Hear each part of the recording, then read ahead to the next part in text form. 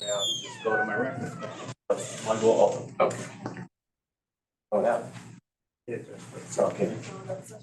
My jacket. It gets freezing cold here. Yeah, sometimes. Freezing cold. Oh, yeah. Everyone agrees that it's freezing cold. Oh, we were talking about that 5 minutes ago. All right, so hello, everybody. Hey. I would say today is probably the most important class in real estate altogether. Right. How's that for intro? Great. What's doing me here? No, really, today, the reason today is so important is because we're talking about how to do comps. And comps, I do comps every single day. It's all about the comps. Really? If I'm talking to a buyer, how much do we write our offer for? Right? You like this property, what's it worth? Have to do comps. If I'm talking to a seller, what's my property worth? Have to do comps. Right. Um, And a lot of people think you can just look at it and tell you. So comps are not. Comps are comparative, comparable. So it's a CMA is what we're gonna do today. It's a comparative market analysis. And we wanna try to compare apples to apples. And that's really hard in Los Angeles. Really hard because the houses here are so different. I mean, so our goal is to find the most similar house recently sold in the same area. And that's what we're going by. Okay. So 6 months. so how do I go about area? What do I do? Size of house, size of lot. So I talk to appraisers, right? Because property has to appraise. And appraisers usually want to stay in the same zip code. And they're usually not going to cross a major street if they can avoid it. I also, the way that I do my comps, I like to look at the area. I do an area search. And I do like a satellite view of the area. And you'll see what I'm saying when I'm doing it with you guys, because you know, you can zoom in on a property and you see it's right across from a school or it's right across from a fire station. Like that's really important. I'm just putting my contact info here. See if you have it. This is my cell phone. And then my email address. I'm giving you my email address. So if you don't have access to my shared folder, send me an email and just say shared folder, just so you have it. AJ Wallack at KW.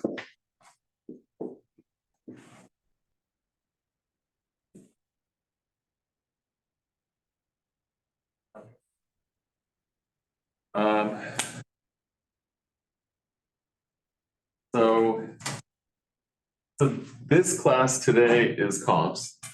We're doing a class next week on Wednesday, the buyer presentation. And then we're doing a class the listing presentation. So today's comps, next week buyer, the week after that listing. These are the most important classes coming up right now. And you only have Wednesday class. So the only reason of that is because we're doing bold right now. Oh, sure. So bold is, we don't schedule things on Thursday because of bold. Right. That's the only. So Thursday, for me is not really a day off. It's like, I'm here and I'm unfortunately not doing bold because I'm doing this, but we should be making our contacts. That's what we should be doing with our time, is just reaching out to people and just having a real estate conversation. A real estate conversation is, you know, hi, it's JJ, how are you? Just wanted to find out if you have any plans this year for real estate. Great. Can you think of anyone at work that could use my help right now? Anyone looking to buy or sell? That's it. That's my whole conversation.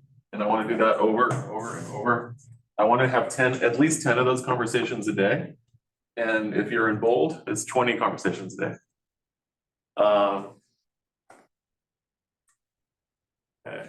Any questions about anything that you guys are working on, need help with right this second? All right, never be afraid to speak up. I'm here for. Okay, so we got desktop, share. Okay, so what I'm gonna do now is I'm going to log into my MLS. So it's themls.com. So everyone has an MLS. Our MLS is the MLS. And that's .mls.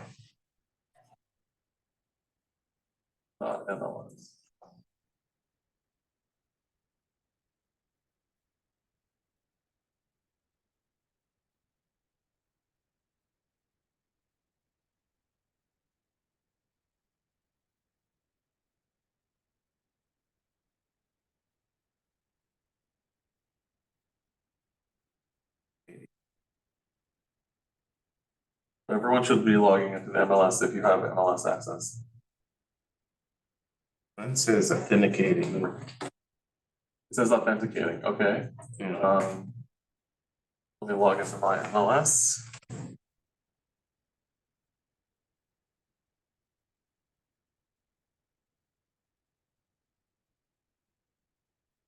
Did MLS access it? No, I haven't. All right, please watch. You have MLS? Still waiting. Still waiting, okay.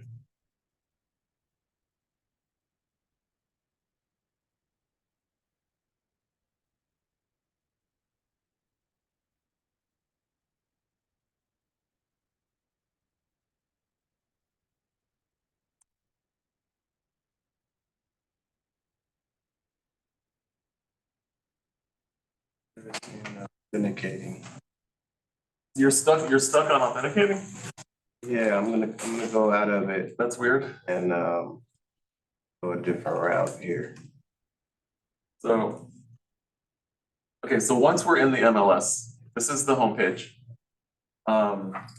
You can edit the layout here, page options. Let's just look what that is, page options. I select all the links for everything. And then edit layout, you can choose if you want 3-column, 2-column, 1. I mean, these are really easy, you can just move them back and forth wherever you like them. For me, they always move around because if I access this from my iPad or my iPhone, it's hard to scroll on the phone and they just shift by themselves if you're not touching the right place. So, but I did want to point out here that this is a very important one. It's called the neighborhood snapshot. If people are going to say to you, how's the market doing? What's going on in the market? It's like the most common question you're going to get. What's going on? What's going on in the market? How is the market? Mm-hmm. This is where you're going to go for information that won't take you that long, and you'll be an expert in just a few minutes. So if I'm going out tonight to, let's say, a birthday party, and I know most of the people there are probably, let's say, Westwood. I'm just going to say Westwood. So I'm going to go here and type Westwood.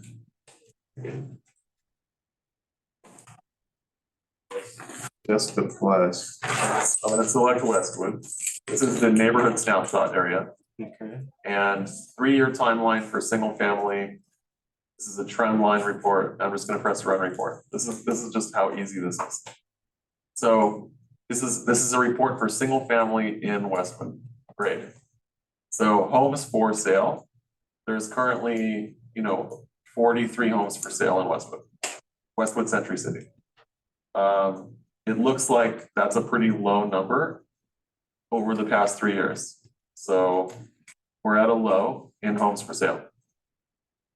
Closed sales are averaging right now about 15 a month. Okay. And then under contract, we have a lot, 22 under contract. That's a lot. New listings coming out, about 17. It's taking an average right now about 37 days to sell a property in Westwood. I'm sorry, is each dot the month? Each dot is the month, yeah. So it's right now, we're about average, so 37 days to sell a property. There's currently a 2-month supply of inventory in Westwood, which means if no new properties came on the market for 2 months, everything would be sold, technically. The average sales price right now in Westwood Century City is about $3 million. And then the price per square foot is about 1,062. So just from those numbers, I am now an expert in Westwood Century City. Okay, so anyone I'm talking to, this is what's happening in the market, right? And I can do that for any place. So here I can add Beverly Hills. Beverly Hills, number 1, update report. Boom. Now I have Beverly Hills also. Homes for sale in Beverly Hills, 94. Westwood. Okay, so we can see there's less homes being offered for sale. As far as closings go, Westwood 15, Beverly Hills 11. Okay. Under contract, Westwood Century City has 22 homes under contract. Beverly Hills has 11. So, okay, so that's cool. You can actually, I see what's going on here. You can actually put a few places, and just when you hover over that last thing, it'll give you the data on all 3 areas. So that's cool. So homes for sale, Westwood 43, Beverly Hills 94, West Hollywood 55. So maybe it's just too much information. I don't know. I'm just showing you guys, like, it's pretty easy to find out exactly where we are. So Which factor do you think is the most important? Just like analyzing the market in a second. The most important things you're going to be asked are average. What's the average? I guess the average sale price, average price per square foot. People love this price per square foot number. So in LA, it's a little dangerous for price per square foot. You really have to look at comps, because you can have a $500 per square foot build and you can have a $3,000 per square foot build right next door to each other. So if you start to talk about price per square foot with an appraiser, they're going to freak out, like, because they really do pay attention to the quality of the build and the replacement cost. So it's not all about price per square foot, but people, it's an important number. It's an important gauge. So this last one is the sold price per square foot. Price per square foot in Westwood, 1,062, Beverly Hills, 1,834, West Hollywood, 1,173. So looking at that number, 1,834 for Beverly Hills, that is a solid number. I'm used to seeing that 1,300 per foot, 1,400 a foot, 1,800 a foot is a big number. And that's where we are. And you can't argue with these numbers. These are the numbers. All right, so that was important just to show you how to become an instant area expert. Now, my question here is, from the page where as the basic criteria, I'm saying I'm looking for active. On that page, how did we get to this page? So this is from the MLS homepage, and it's called Neighborhood Snapshot, is the box. Neighborhood Snapshot. Okay, so I'm going back. And now this is also something that you want to print out for your listing presentation. So we'll talk about this again. It can be printed out for your buyer presentation and for your listing presentation, right? If you're meeting with a buyer, the goal for your buyer presentation is to get a buyer to sign a buyer representation agreement, right? The goal for the listing presentation is to get the seller to sign a listing agreement. But we're educating them on the market. And this is perfect. I mean, this is exactly what's going on. So now we are going to get more focused today on actual comps. This is broad, right? This is like all of Beverly Hills. And I think you can even go in here. So I'm going to press run report again. You can go in here and get more specific. So let's say, you can say here, show all criteria. I can even narrow it by these criteria.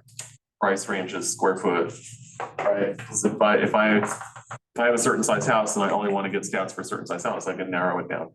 So, and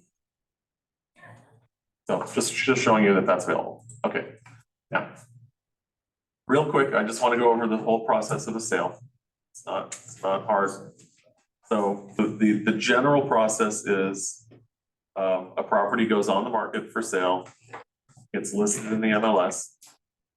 Sorry, I'm late. That's okay. So as listing agents, I tell a seller it's about getting the house to be photo ready. But there's a lot that goes on before that, just cleaning up the property, blah, blah, blah, getting it ready. Once I'm ready to get my photographer in there, that's when everything can start. So I shoot the property as the listing agent, get my photos back. Now I can go on the MLS, I can prepare my market, my flyers, my postcards. That's all that, because everything's gonna be pictures. As a buyer, you're gonna bring people to the property. I don't do a lot of research on a property if I'm meeting a buyer there. I'll basically just, if I'm meeting a buyer to show them some properties, I'm gonna print the MLS data. I'll bring that with me, and I have basic information on the property. I'm not gonna do a ton of research on the property because they might not like it. So the first step is get them into the property, see if they like the property, and then if they like it, then you can say, great, you know, I'm gonna go back to my computer, I'll do comps for you, this is the comp class. I'll do comps and I'll talk to the listing agent and I'll find out where the listing agent is, how did the listing agent price the property? And do they have offers right now? I'll get more information. We'll discuss that and then how much we wanna write our offer for. So that's okay, so property goes on the market, we bring our buyer in, we write an offer, there could be a negotiation back and forth, we get an acceptance. Amazing. Now what's gonna happen is that contract that's fully signed by everybody goes to escrow. Escrow is completely neutral party, but escrow doesn't represent anyone. They just get all the information and they close the deal. So escrow, if we're the buyer's agent, we're gonna give escrow our buyer's contact information. If we're the listing agent, we're gonna give escrow our seller's contact information. Escrow is gonna be in contact with the lender, title company, buyer's agent, buyer, listing agent, seller. They're in contact with everyone putting the deal together. The buyer now has to do inspections. So we're gonna have a general inspector. If it's a house, we're probably gonna do a sewer inspection. Maybe if it has a chimney, we're gonna do a chimney inspection. If it has a pool, we're gonna do a pool inspection. We're gonna do a termite inspection. So I like to get all the inspectors there the same day at the same time. There's no point in having an inspection different times, different days, and going back and forth and back and forth and back and forth. Just schedule everyone for the same time. It's really that easy. So everyone comes, they inspect the house, we get all our reports back, and then it's up to the buyer to, and we review the reports with the buyer. And we decide, do you want to move forward? You know, maybe there's some things that came up in inspections that we want to ask the seller to fix. We can try, the seller doesn't have to. And we'll ask the seller maybe to give us a credit or fix some things. Well, and then now here's the negotiation. When we wrote our offer, we had a certain amount of time to get our loan, to get our appraisal back, and to inspect the property, right? So those are our contingency times. Our contingency times is the time we have to inspect the property, get our loan, get our appraisal, and then decide if we can move forward or not. The seller needs to move on. Don't forget, the seller has to move out of the house. I mean, there has to be a point where the seller knows financially that they can move out and the buyer is going to close escrow, right? Because the seller has to sign a lease if they're going somewhere that they're renting. They have to maybe sign a purchase contract for a property they're buying. They have to hire movers, right? They don't want to move out and then all of a sudden the buyer can't do the deal. Yeah. What if you miss the contingency deadline? Does it just scrap or what happens? So, okay, so the amount of time that we're asking for is in the contract. It can be negotiated. Those times, basically the seller is agreeing to those times also, right? So the seller is saying, okay, I'm selling you my house at this price. you have this much time to do X, Y, and Z. And then at the end of that time, I need you, Mr. Buyer, Mrs. Buyer, to remove your contingencies. Once you remove your contingencies, your deposit can be forfeited to me if you don't complete the deal. Right? So if the buyer does not complete the deal after they sign off on their contingencies, then technically they would lose their deposit. Technically. If we have, let's just say 17 days contingencies. You have 17 days for an appraisal, 17 days for a loan, 17 days for inspection. Those are the standard timeframes in the contract. You don't change anything. 17 days. If day 18 comes and day 19 comes and day 20 comes, the contingencies still exist. The buyer can still pull out and not lose their deposit. Yes. What happens if a buyer or a seller thinks they need more than 17 days? Do you just change it before they sign it? So when I'm writing my offer, I'm in contact with the buyer's lender, and I'm asking the lender, how long do you need to Okay. give full approval for the loan, and how long do you need for the appraisal? Because my inspections I can control. I can get my inspector in pretty quickly. I can get the reports back pretty quickly. I might be calling my inspector and saying, what's your availability? So I'm figuring out my timeline while I'm writing my offer. So I'm assuming in today's world Yeah. that they're not overly slammed. What happens if they want to move it up to 10 days instead of? Right, so 17 I days? have a preferred inspector I like to use, Yeah, only because I've used him for many years and I don't remember him ever missing something. Right. Like, he's really good, he's very thorough, I like to use him. If he's not available because we have such a short time frame, right. then I'm gonna get on Yelp maybe and start looking. Or could you ask them to refer someone? Yeah, but usually they're not gonna wanna give someone. It's this, right, that you could end up staying with them and Yeah, then. so, but, okay, so but the question was contingencies. Yeah, If the buyer does not sign a contingency removal form, the contingency still exists. okay, So they can still back out based upon that contingency and not lose their deposit. Now, from the seller's point of view, the seller needs to know, am I moving out or am I not moving out? Like, what's going on? Are you in this or not? So the seller at this point will give a notice to perform. And that's what either a buyer or seller has to do before cancellation. Well, a buyer can just cancel during their contingency period, they can just cancel. But we need both parties to perform their side of the contract. It was the buyer's responsibility to perform contingency removal. Seller now has to give a notice to perform to remove contingency removal. So the seller can't just cancel. The seller can't just say it's day 18, you didn't remove your contingencies on day 17, we're canceling. They first have to give a notice to perform that gives the buyer 2 days. okay, And then after 2 days, if the buyer still has not performed, then the seller has the right to cancel. It's not automatically canceled, they just now have the right to cancel. Now, in order to avoid this whole mess, I think communication is the best thing. Communication, communication, communication. If I'm in a deal representing a buyer and we do the general inspection and my general inspection is saying you need an electrician here, a plumber here, you need a roof inspector here, like there's things going on, you need further inspections. I'm communicating that with the other agent saying, things have come up, we need a little more time. Please don't right, freak and give us a notice to perform. We do want the property, we love the property. We just really need to know exactly what we're getting. So there's just gonna be constant communication. And I've always found with communication, most of the time, it solves all the issues. A lot of times, the agent on the other side of the deal is not as calm as you. So you have to be the calming force in the deal. I always go into a deal thinking, I'm the one gonna be doing all the work. I'm the one gonna be putting out all the fires. Like, that's just the way I approach it. So I'm never disappointed, right? I always know if the deal's gonna happen, it's gonna be because of it. all right, thank you, sorry. No, it's okay. All right, so here we go. We need to comp a property. So if we're comping a condominium, then I like to stay in the building. It's very important for me to know what the history of the building is that we're comping if it's a condo. And that might be going back more than 6 months, because some buildings just don't have that much activity. And then I just like to see where things are. And it also, if we're looking at a condo, it's important to me what floor we're talking about. If it's a first floor unit, I like to use comps from first floor units. Maybe they have patios. Maybe they have ground floor patios.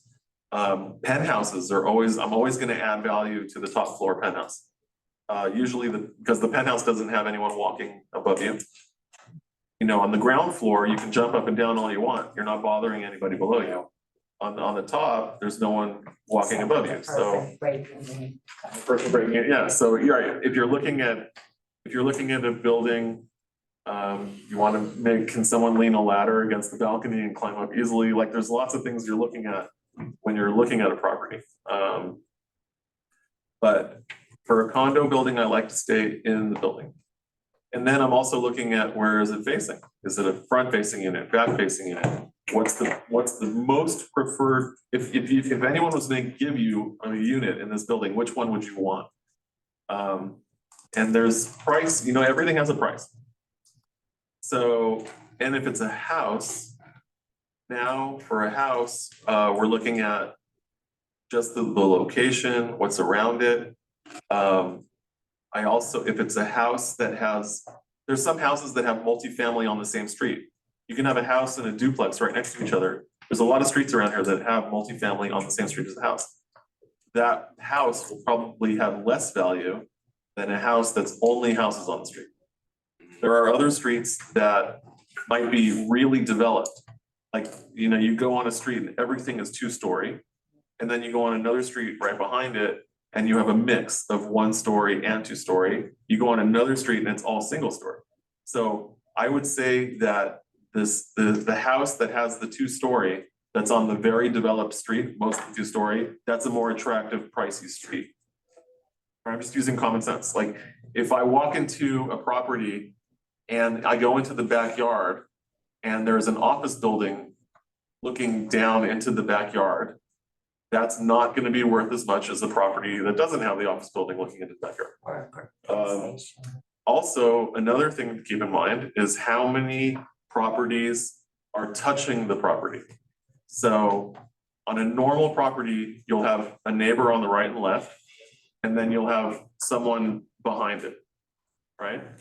There are properties that might have 4 abutting neighbors or even 5 abutting neighbors. That's not worth as much. To have more people in contact, it's just an opportunity for more problems, more issues. So, you know, there's problems you're gonna hear about people having trees that are over someone's property and is dropping fruit, or who's cleaning up all the leaves, right? It's more opportunity for issues with the neighbor. It's things to think about. These are things I never thought about, but when the market started going down back in 2008, I guess 2009, there was a lot of opportunity to go buy property. And I was out there hunting, like, there's deals here. There's deals out there now. And I had a friend who's older, who has seen down markets, and I would take him with me to properties, and I would be looking at properties through his eyes. And he was telling me, look at this, look at this, look at this. So from the benefit of that, I'm now looking at properties totally differently. So it's good. I mean, we all share our experiences, and I'm sharing with you, you know, everything that I'm looking at. So when I'm taking all this into account when I'm doing my comps. So does anyone here have a property that they would like to comp? That we can come up with? And will tomorrow. 40, Okay, so the first thing I do when there's a I write the address down. Okay, what is it? 45, 17. Miguel Drive. 4517 Don Miguel. Okay, so the first step one. Step one is public records. This is my first step. So from the MLS homepage, I go search public records. And then you see I have 3 selections here on my public records. The one that I choose is the middle one, the MLS RealtyX. Okay, so this is step 1, public records. So I go search public records, MLS RealtyX. Now, I'm gonna get a lot of information just from the public records. So let me take a look. 4517. There you go. Okay. Found that, and I'm gonna press search. And, boom, okay. The first thing that pops out into my vision here is that the property is in a trust. Okay, that is, okay, I mean, that's great. So let's talk real quick about trusts. A trust has a trustee. That means someone's authorized to sign on behalf of the trust. If someone passes away, the trust will avoid probate. If I'm looking at a property because there's a child who inherited a property, the child can be in their 60s or 70s. If someone is inheriting a property from a parent that passed away and the property was not in a trust, there might be probate. There probably will be probate. Probate is the process of taking an asset out of the deceased's name. That's what probate is. It's taking the property ownership out of the deceased's name. So that might require a court confirmation. So there could be more going on here, but because this is in a trust, we don't have to worry about that. There will be a will and there will be a named trustee and probably a successor trustee. So we know who's going to be responsible for signing the listing agreement. That's the most important. Okay. So what else do I see? Yeah. So when my mom passed away 3 years ago, she had my brother and I are trustees, Okay. but she had everything in one place and Comerica, and they were the official, I guess. Oh. So it took about a year Wow. Even with a trust. Wow. of pushing and threatening lawsuits and whatever, they finally gave it up. Because my brother's an attorney and they were getting nervous and Wow. me just because I'm me, but it took a year. Okay, so that's a Yeah. situation where the trust, you were trustees, but what was the, It what was was Comerica, what were they acting as? trustor, Yeah, it was complicated. yeah. So there are parents that, My brother and I don't really get along. so there are parents that will have an attorney, like a lot of banks have, they have asset management Yes, departments that they do that, they just do this. And they manage assets. And the reason that this is here is so siblings don't fight. It's really for the sibling, it's for fair and equitable dealing. And so the siblings don't fight with each other. It's a really good thing that the parents can do. Unfortunately, in your situation, the bank was. yeah, I was her power of attorney and her health care proxy, but So yeah, a big blessing a parents can give the kids okay. is putting their property in a trust and having a will. Because then there's no fighting. Because if they just leave it to the kids and the kids are gonna fight with each other, it's a horrible, horrible thing. It's better just to have everything in a trust and it's all spelled out. Hopefully, the parents give equal shares to everybody. Like, really hopefully, because it's not nice if they do. Well, my mother wants to give him 10 and 90 to me and You the could have- grandkids, but I Every said, family has a different 50. dynamic. I said 50-50. That's very nice of you. Yeah, I know. Every family has a different dynamic. Hopefully, it's fair and equitable. You never know, like, kids. You guys are gonna have every situation, put your psychologist cap on, trust me.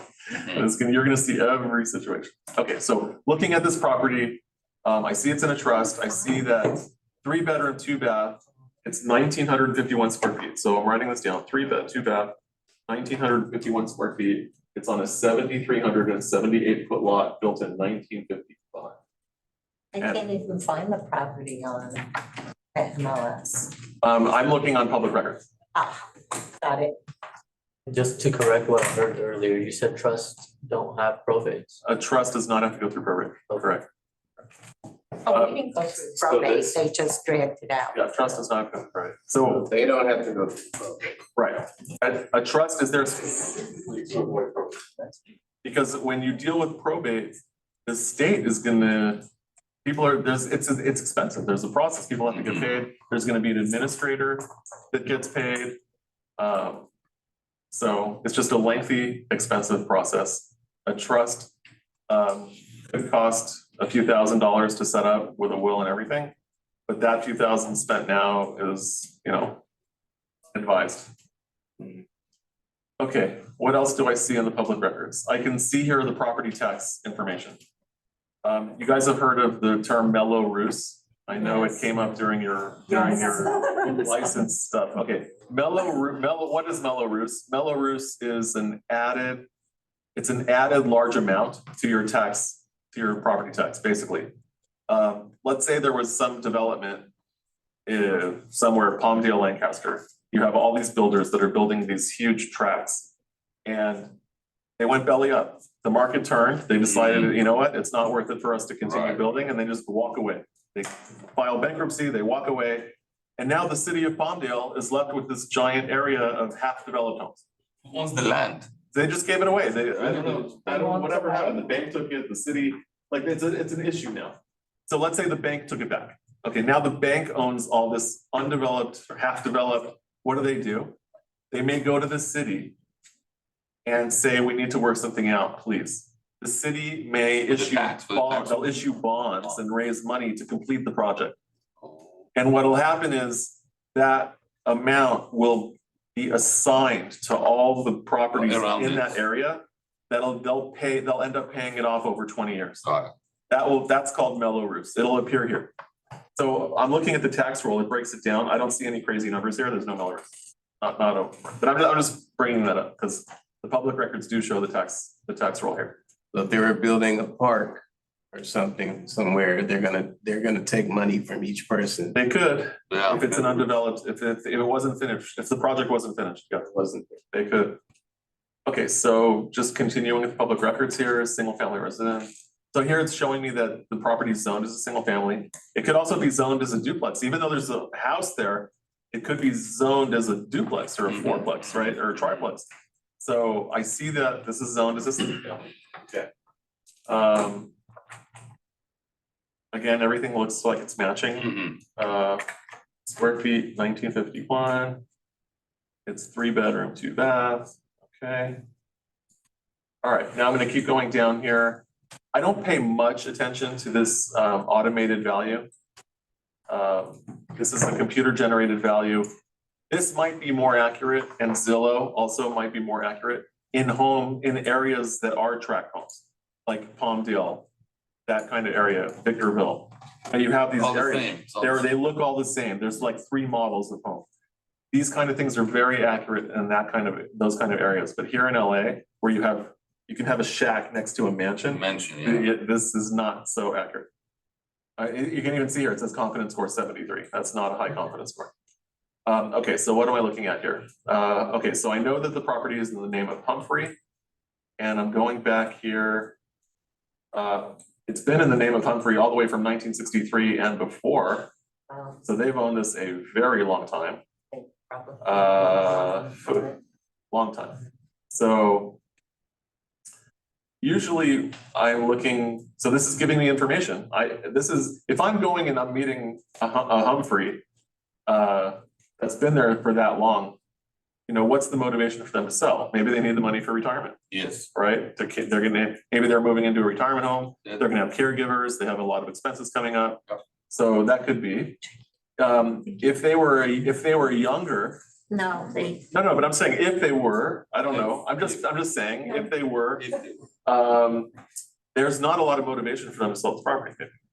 So let me go back and look at the loans. Did they owe, how much? how much is the house listed for now? It's not listed right now. Oh, No, it's not. It's just- It's just, they paid a nice amount. Okay, so I 2007, see here, I see here an FHA loan from 2009 for 810,000. Okay, so now I don't know anything more about these loans except that they exist. I don't know what this is for $1. Now, I attended a class yesterday here. Michael Rosales has a broker class every other Tuesday at 3 p.m. Right. At the class, Lauren Goldman from First American Title got up here And we were talking about title fraud Fraud, yeah. and how people are finding vacant properties, getting fake IDs to say that they are the property owner, and listing the property with an agent and selling it and giving their bank information somewhere else. And then the seller later finds out their property was sold. Oh, the actual owner. If they're free and clear, if Okay, there's a loan. so here's what was advised by Michael Rosales and Lauren when they were standing up here. Michael said, record a deed of trust for $1 on the property. Because when escrow is doing the deal, they're gonna contact the owner of the deed of trust and let you know that there's something going on. So by recording this for $1, whoever is behind this deed of trust is gonna get notified for the payoff. Because they have to pay this $1 off to someone. For sure. It's pretty clever, right? It's pretty clever. So I don't know if that's what happened, but there's a reason it's there. You know, this is what we discussed. It's in the, yeah, but this is there for notification. Yeah. It's definitely there for notification. So you're creating that in the trust or in the This title? is just something being recorded on the property, Recorded, yeah. saying that they owe $1. Because escrow can't, title won't give title insurance and escrow won't close this till that $1 gets paid off. There has to be something called a reconveyance deed, which gets recorded, saying they're reconveying the property. So it's very clever. It's the first time I've seen this, actually. And it's just coincidence that they talked about it yesterday. Okay, so now I have that information from public records. I can see they owned the property forever. All right, now let's do some comps. Where did we see that date? JJ? The original date. I have a question with public records in regards to CMA. If there's unpermitted renovations done to the property, it's only gonna affect the price, correct? And it's not gonna show up on public records? I'm usually not gonna see anything on public records about unpermitted space. The appraiser is gonna come to the property with the assumption that this is a 1,951 square foot property. If they start measuring 2,500 feet, they're gonna look around and say, why is it not measuring what's on the public record? Then there might be like an outdoor patio space that got enclosed without permit, something like that. And they're not gonna give it value. So when they're running comps, they're gonna find other properties around 1,951, not 2,500, basically. Okay. All right, so now we have that information. One thing that I'm writing down is the APN, the assessor parcel number. Sorry, quick question. If it's not anything added, I mean, square footage is not added, let's say they turn a 2-bedroom to a 3-bedroom, you just put a, drywall and closet, then what? Right, so there's a lot of properties that I only call a bedroom a room that has a window and a closet. So there are properties that have dens because they don't have a closet, right? But if you put a closet, you go to IKEA, buy a closet, drill it in the wall, it's now a bedroom. Right, so yeah, it's a 3-bedroom instead of a 2-bedroom. Yes, and there's no permit required to drill a closet in the wall. Right, increase the value though? I can identify it as a 3-bedroom in the MLS. And agents, when they're doing their comps like we are gonna compare it with 3 bedrooms. 3 bedrooms, yeah. So It's a 2-bed den, It's a 2 so 2 plus. it's just how you advertise the property. If there's a closet, I'm gonna call it a 3-bedroom. If there's no closet, I'm gonna call it a 2+ den. And in my description, it'll say 2+ den could be a 3rd bedroom. Right, It's a window and closet. yeah, it has to have a window and a closet to be called a bedroom. But for the comps, we gotta compare it to the 2-bedroom. No, not necessarily. I would be comparing it to 2 bedrooms and 3 bedrooms, basically. Okay. Because of that, I'm really gonna be looking at the descriptions very carefully. This is about comps, it's about getting as close to apples as we can get. All right, so one thing I'm writing down now is the assessor parcel number. I wrote that down, and that's important just because of the way that MLS works. If I can't search by property address, I'm gonna have to search by APN when I'm doing my comps. I'll show you what I'm doing. Okay, 4517 Don Miguel. All right. So that was step 1, was the public records. Again, I went to search, public records, MLS RealtyX. That was my first search. Okay, now step number 2 is I'm gonna go to search CMA. That's step number 2. Okay, now, Was it on top? Search CMA was on top? from search right there, the top tab, search, Right. CMA. CMA. Now, you guys, if you've used this if you've used the MLS, I mean, a search that you're probably used to doing is going search, listing, single family, or listing condo, listing lease. This is a search you're probably used to doing. For me, going search CMA, it's going to be the exact same search as this, as going to the listing part, except by me going on the CMA, I can choose the subject property. That's the only difference. By choosing CMA, it allows me to first select my subject property. And then when I do my regular search, it's gonna compare them all to this. That's the difference. Okay, from that dashboard, how do we get back? How do we So get? I'm just telling, this is just the homepage. So from the homepage of the MLS, Right. I'm gonna go search CMA. Search CMA, that's it. Step 2, search CMA. I'm clicking CMA. Yeah, but you have things on it. It's saying for me that there are no saved CMAs. That's good, that's fine, no problem. That's okay. Okay, so I'm going into that Oh, page. yeah, you could. Now, yeah, right, so yours is gonna be blank, Yeah. right? Yes. There. So, And now there is green. okay, so at the bottom, there's that green button, create new CMA. Search CMA. So this is step 3, press the button, create new CMA. And when I press that button, I'm gonna get this screen where I'm naming my CMA. Enter a name for the CMA. So I'm usually gonna name it the name of the street, 4517 Don Miguel. Was it Avenue, I think? Drive. Don Miguel Drive, okay. And then it says enter a name for the client. I'm personally, from my experience, I'm just gonna enter the property address again. I don't wanna start to figure out who the client is yet. I don't know. There might be more than one person at the table or that's sharing this with. The client is the address. You can't get in trouble if you put the address there as the client. All right, select a property type. This is a single family. If it was a lease, I would select lease. If it was an income property, I would select it. Okay, condo. Okay. So this is now gonna become the search criteria. This is a residential single family is going to the property type. And I'm gonna press continue. Can we pause for a second? Yes, I'm still at the CMA where it's, okay, did you press create new CMA? okay, now create new CMA. Yeah, now you're gonna name it the property address. Okay. So what did you do for enter name for the CMA? Enter name of CMA, I put 4517 Don Miguel Drive. I just put this, Enter name for client selected. and then for the client name, I put the same address. I just put the address again. Okay. And then I selected that it's a single family, and I'm gonna press continue. All right, continue.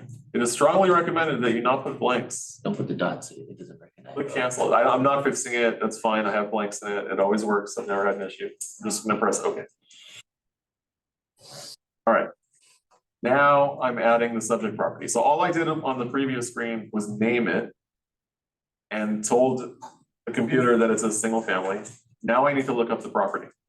So I can do that by pressing go, look up a specific property. That's what I'm gonna do. Look up a specific property. So I know my property, I know the address, and I know the APN number. So I could enter the APN number, press search. Let's try the address, do that. 4517 Don Miguel. I did not write down the zip code, but 9,000, it is Los Angeles. Let's just try that. 90008. Okay, see what happens. Pressing search. See what happens. Did you put the APN? I did not this time. Oh, Okay, boom, we got a result. Okay. 4517 Don Miguel. Now, if I did not get a result here, then I would have just emptied these and I would have typed the APN number that I wrote down.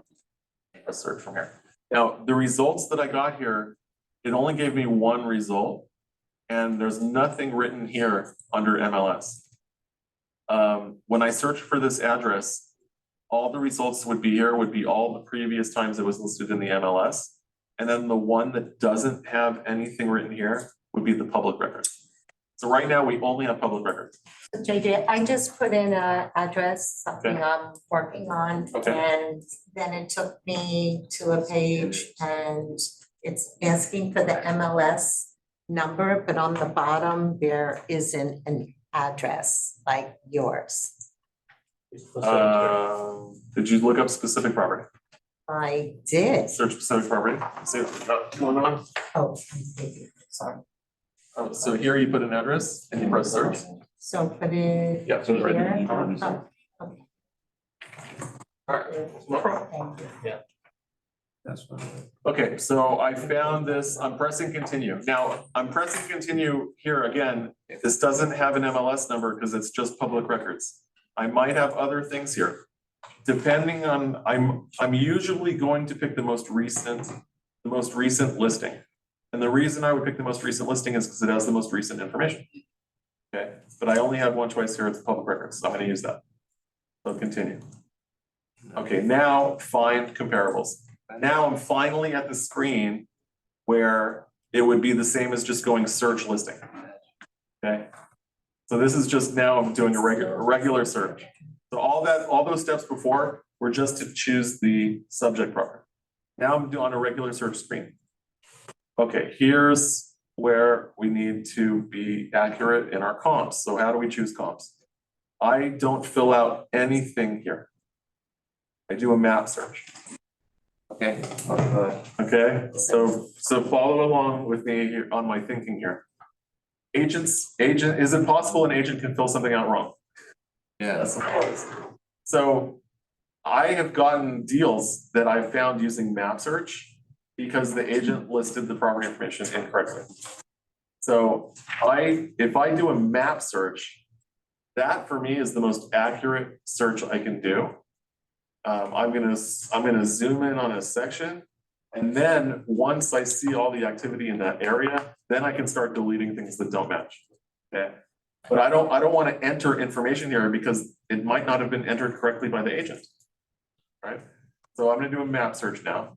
Okay, I'm a CMA wizard. Going no fast. I'm going too fast, I'm sorry. Yeah, So you just with the address, nothing else, because it the address. said I can't do. Just the address of me. Address. You just put the address, nothing else. All I did was put the address to find the subject property. Yeah. I'm not, oh, so I'm canceling this. So so the first thing I did was I went search CMA, I went create new CMA. You're I'm way too fast. Yeah. way too fast. Okay, no problem. I'll become. I'm gonna start over. Watch this, it's easy. Search CMA. Okay, I'm going back to the search Yeah, all CMA right, function. let me go back to. And then I'm gonna press create new Create CMA. new CMA, put the address, Then you're gonna put the address. So let's say it's search. You're gonna name it.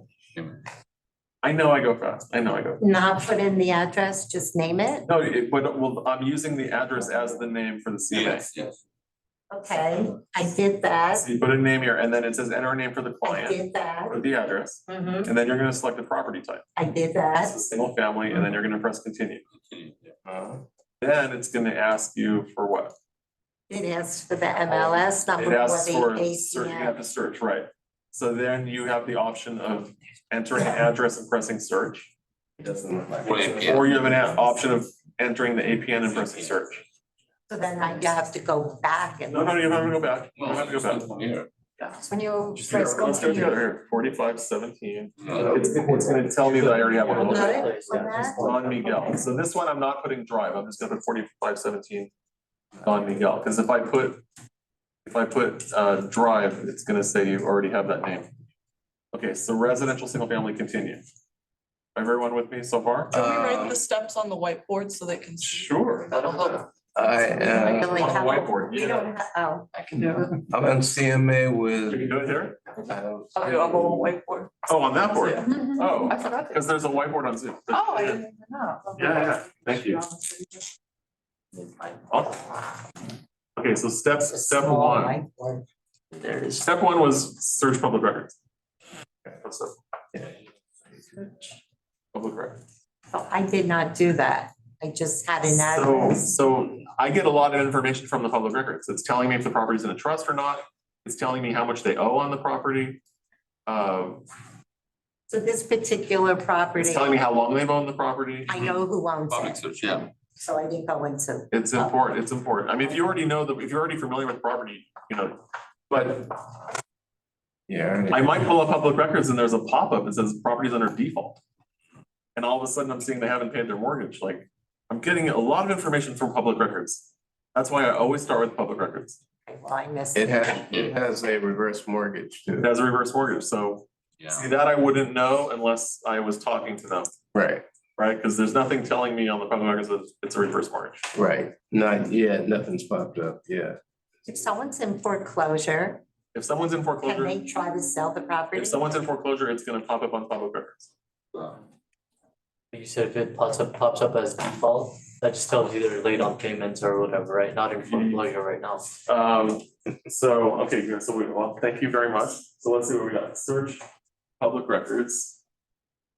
Okay, so we did the public records, search public records, MLS Realty X, that's step one. Step two, from the homepage, search, then CMA.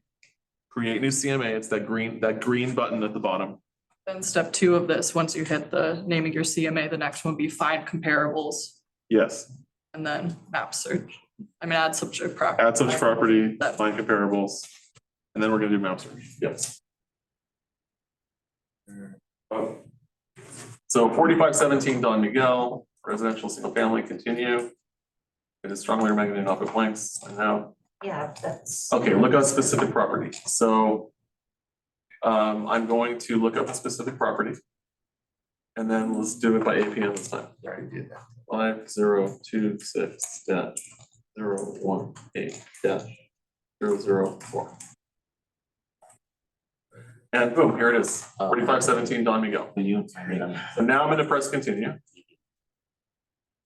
And that's gonna take me to the find comparable screen. Okay, find comparables. And then it's gonna be a map search. Okay, so once, Okay, here I'm we go. gonna press map search at the top. Let's see. Okay, access map. I'm pressing map search. After I press map search, the next thing I'm gonna do is go up to this upper right-hand corner. I'm gonna go to an aerial view. I'm changing from the road view to the aerial view. Now, there's a lot to be said about the aerial view. The first thing I'm looking at is the amount of green. More green, more money, More money, yeah. okay? Seriously, more green, more money. More You trees. you see this area right here? You see how green that is? Right there? It's more money. For sure, more money. You see the Beverly Hills Flats right here? You see how it's much greener north of Santa Monica than south of Santa Monica? Mm-hmm. That's more money. See up here, this is Truesdale Estates, more money. All right, It's not green. it is. It's, and Yeah, could be the time of year they took the shot. You see what I mean? It's not white, like, No. it's not like industrial. Okay, so when I'm looking at these areas, just zoom out to get the green. yeah, so. I mean, you can just see like, you can see there's a huge difference, south of Melrose and north of Melrose, big difference. And then you can even see like there's a separator here. Like there's more multifamily up here than down here. Like if I'm searching for a house here, my comps are gonna be really right there. I'm not going where all the multifamily is. I'm gonna stay in a house that's here is gonna be worth more than a house that's here. Get where I'm going with that? Because they're more single family. Yeah, right. Okay, now we need to find our property that we are comping from the map view. So in the upper left-hand corner now, I can search by address. I can search by MLS number if I have it, if it's currently listed, or I can search by APN number. The reason I wrote down the APN number is because this address search doesn't work sometimes. So I'll try it, 4517 Don Miguel. In Los Angeles. Locate. I get this spinning wheel right there and nothing's happening, it's not working.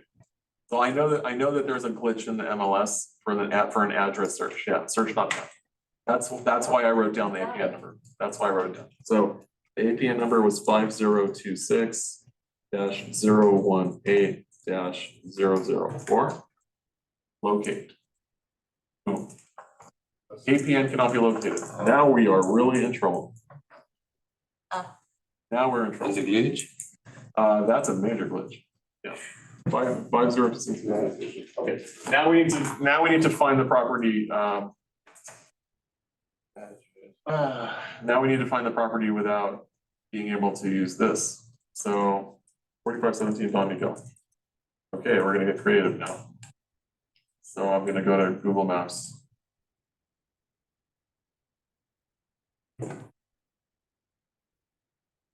And I'm gonna type 4517 Don Miguel.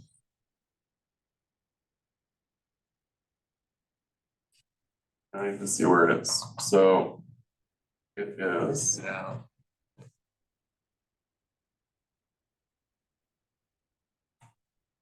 All right, so where are we?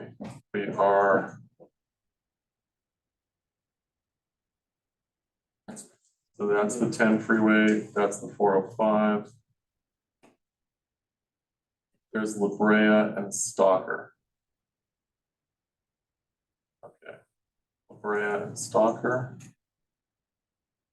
Okay, so now we're gonna go back.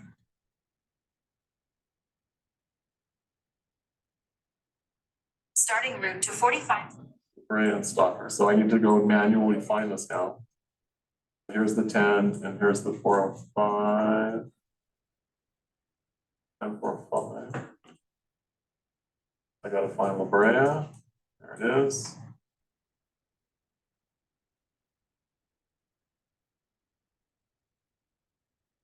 Here's La Brea.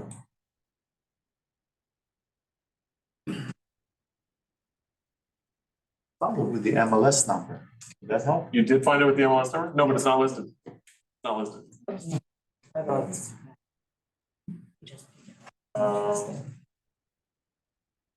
Okay, we go back. Don Felipe, Don Carlos.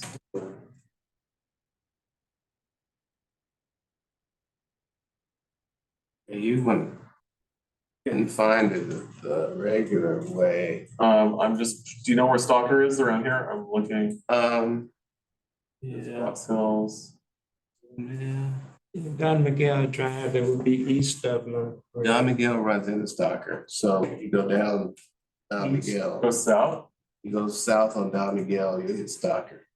Yeah, here's La Brea. I see La Brea. You go east on La Brea on Stocker to get to Don Miguel. It's not, I'm not. Sorry, go north a little bit. Go north, Go okay. north, it's gonna be right below Baldwin Hills. So north a little bit more. There we are. There it is. Okay. North just a little bit more. Just a little bit more. All right, it's gonna be around there. There we are, thank you. Okay, great. All right, so, Now, this is a different view. Because we couldn't find it the other way. well, usually I can't, usually it'll give me an X and it'll take me right to the property. But, okay, so here's Don Miguel. Okay, fine, we found Don Miguel. Now, I see that, whoops. It's actually, so here's the corner, it's gonna be 1, 2, 3, 4, 5, 6, 7, 10. It's the 10th house on the north side. Correct. Okay. So it's the 10th house on the north side. So 1, 2, 3, 4, 5, 6, 7, 8, 9, 10. So it's this one with the red roof. Yeah, it should be a rock roof right next to it. Okay, that's the one. Okay. Yes. Okay, so we found it. Now looking at this property, now I'm looking at the surroundings. Mm-hmm. I am pretty much able to use all of those comps. I would say though that the houses over here that have I don't know. I would need to see a 3D view if it's mountain. It could be mountain, I don't know. But, okay, I'm looking, so these houses on Don Miguel look nice. Yeah. It's pretty nice, okay. So what I'm gonna do now is that I found the area, I'm going to draw a polygon. And I'm going to go boom, boom.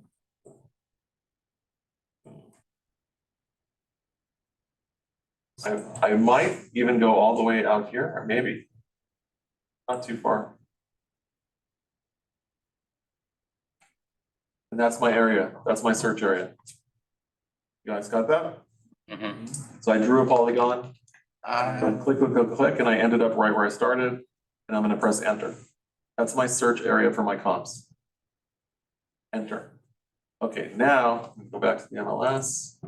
So I did my map search. Now I'm going to go over here to sold. And instead of just checking the box for sold, I'm gonna press the D for date. I'm gonna press D and I'm gonna go back. Now, an appraiser is only gonna go back 6 months. So I might need to go back 12 if there's not a lot of sales. But let's go back 6 right now and press count and see how many sales there are in that area that I selected. I did not see how he did the polygon. Oh. I see. So it says here more than 600 listings found, which, that's only because I see here sold didn't get checked for some reason. Yeah. So I'm pressing sold, So, select 6 months back. Now press count again.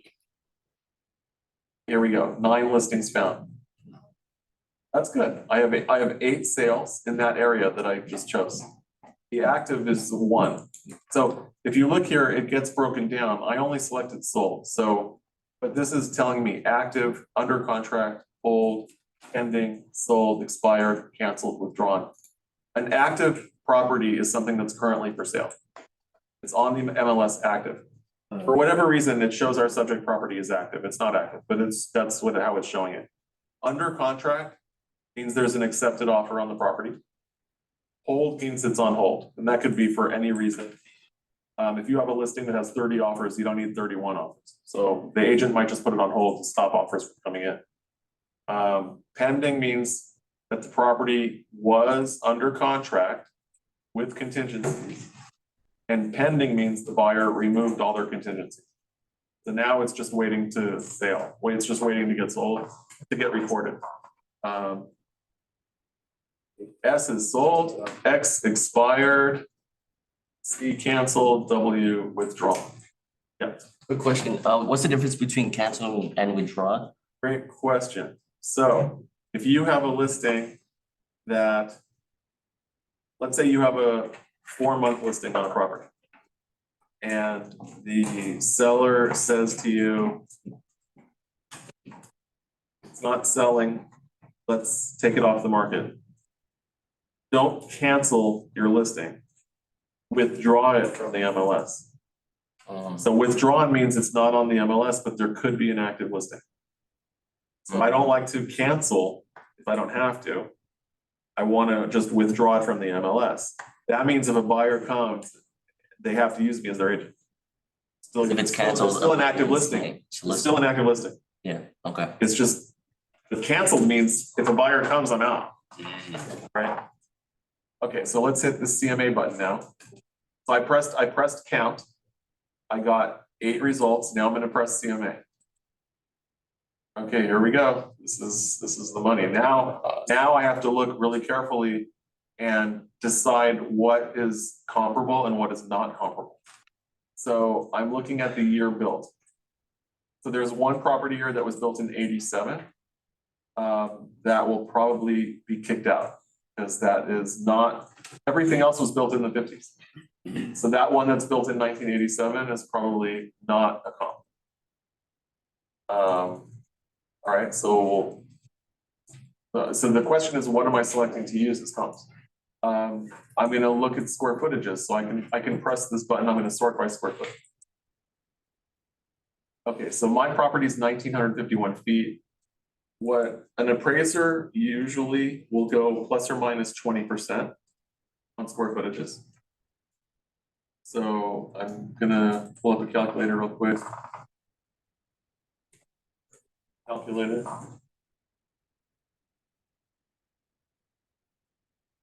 Calculator. Okay, so just for my knowledge, so our subject property is 1951. So I'm gonna go 1951 plus or minus 20%. So 1951 times 0.8 is taking 20% off. So 1,560 square feet to 1951 times 1.2 is adding 20%, is to 2341. So I want to use those comps. So that's what I'm gonna do. So 1,800 feet, 1,800 feet, 1960. So I can basically use all the comps except the last three. Okay. Pretty much. Now I'm seeing here, now if you look here, you have the LP as the listing price, SP is the selling price. So this is what it was listed at, this is what it sold at. I see here a sale for $1,925,000, which is a very high number It's on a different street. on a different street. So I really need to take a look at that here. Now I can click on the photos here in this column view. Let's just take a look at that house.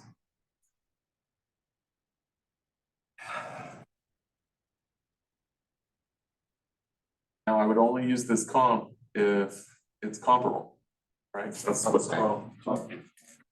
So I don't know. I only have one picture. Really? When you only have one picture, you might be able to go on Zillow or Trulia.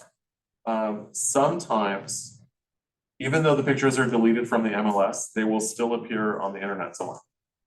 Oh, that 1,000,009 just sold this It month. just sold on the 15th, yeah. Yeah. That's, so, okay, now I need to know about this, even though it may not be a comp.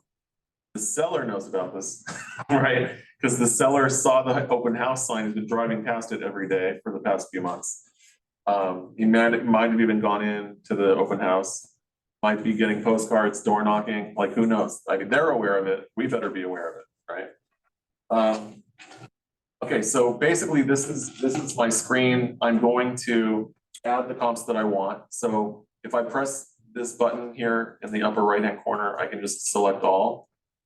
This is the next step. I'm just selecting my comps. So here I'm not going to really select all because I am going to remove the 3,000 foot one, which doesn't apply. I am going to remove the 2,800 foot, even the 2,700, the 2,700 foot.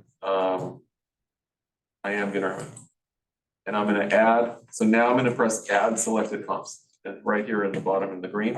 This is really important because I know you guys are gonna do this and you're gonna be like, I love it, what do I do now? Yeah, that's me. Add, I lost you, yeah, I'm sure. It took me a while to do this. I know I'm rushing through it, but we're gonna do this all the time. Every class we do, we're gonna do a comp. Perfect. So I'm pressing add selected comps, just so you guys see what I'm doing. Add selected comps.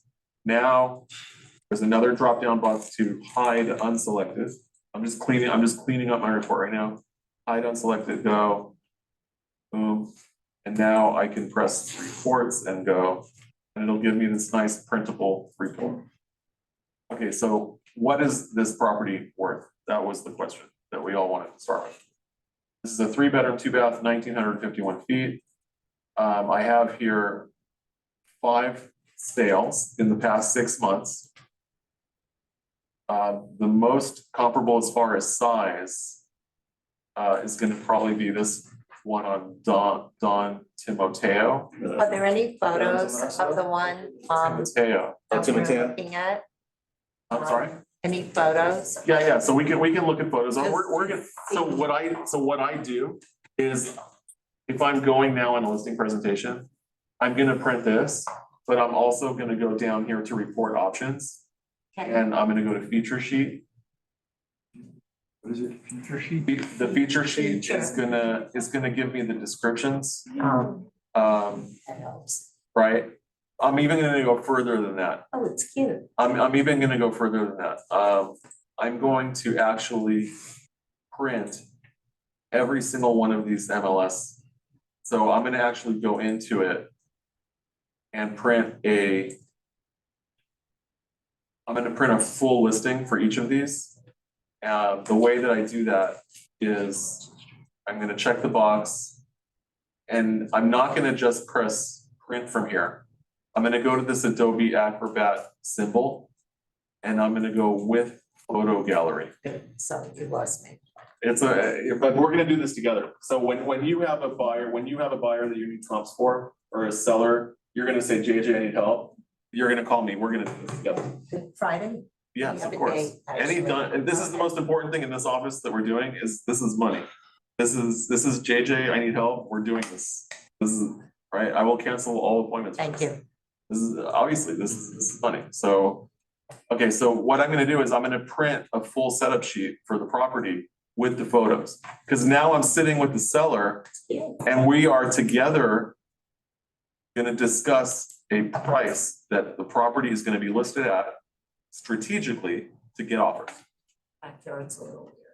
Right, so we're gonna look at each of these and discuss them. And what I'm gonna be doing is I don't give a number to the seller. I sit with the seller, we look together at the properties, and together we will come to a number that we think will attract offers. So do you ask them, don't you ask them what they want to list it? at? They are And gonna then try to ask pin you- me, they're gonna try to pin me Right. against the wall Right, and say, you're here to give me a number. What is it worth? And my response is, I'm here to sell your house and get you the most money. right. Pricing is not a science, it's an art. We need to come up with a strategic Because they number. get annoyed. We need a strategic number together. Here's the information, we'll go through this together. Okay, Together, we will come up with a number that we all think that we should list the property at to get offers. can you list it higher or, The Or- strategy is we need 2 offers.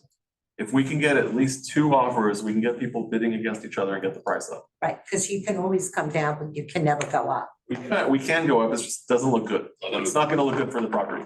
Why, every agent's gonna say, why did the price go up? Why did the price go up? What did they do wrong? What happened? All It's, right. it's not horrible, but it's not good. Not good. Yeah, I mean, whenever you see a price go up, you have to ask the agent, why did the price go up? Why did it go up? Did you strike? I mean, obviously, it was listed at a price, the seller thought they were gonna get multiple offers, it didn't happen. The seller's not a seller at that price, and they had to raise the price. Okay. Right? So, but that's what I do, is I will print each of these. Now, just to point out to you, this property, the MLS number starts with comp. This was not an MLS property. Our MLS actually entered this into the MLS from public records, just to have it there. It is a comp, so here, if I click on it, you'll see. It was not listed, there was no description, it just says comp. And the agent was DBA Data Process, Claude Database Management, so it was What does not, that mean? it wasn't listed. Our MLS caught the sale and entered it into public records, into the MLS as a public record. Yeah, yeah. That was a so. Oh, yeah, I got a question. Now, what do you do to get the seller to come in at the price range that you want without you telling them to do that? I'm asking them if they really want to sell their house. Like, what's the reason for selling? Do they want to sell? But the price you want, but you don't want to tell them that price because you don't. I mean, I have a number in my head that, so, I mean, just looking at these numbers without, so if I'm looking at these comps right now, I see I have a 3-bedroom, 2-bath, 1,951 square foot house. Looking at these numbers, I would say the property, if it's in the same condition as these properties here, it should get should get anywhere between 1.1? and yeah, it's probably 1.1 to 1.150 51,175. So the one Now- point two million is. if Now I'm it's looking at, now I'm questionable. looking at the pictures. I'm really getting it specific now. And I'm printing these out with the photos. I'm gonna go to the property. I'm gonna look at the condition of the property. Show the seller, this is what these properties got, very similar square footage. But one of those properties I saw was on a hill. In Right? the backyard. And this might be a flat lot, so I would say the flat lot might get a little more money for the flat lot than the one on the hill, so. But everything has to be taken into account. If the property needs everything. Right, maybe these properties also needed everything. This house that's 1.925, I need to know more about that. I might actually call the listing agent for that property and just say, how the heck did you get so much money for your property? Right. And they're gonna say that I did this and I did that, and I'm just gonna sit there and listen, take notes, because they're so proud of that. But now I'm walking in with all the information. So when my seller says to me, I want 1.9, But they're gonna say, I want 1.9, that house got 1.9, I want You can 1.9. say that they have theirs. That's right, and this so house I'm getting all the does information. Right, they have. This is the reason they got 1.9. They have a few. Seller person. So we have a guest with us.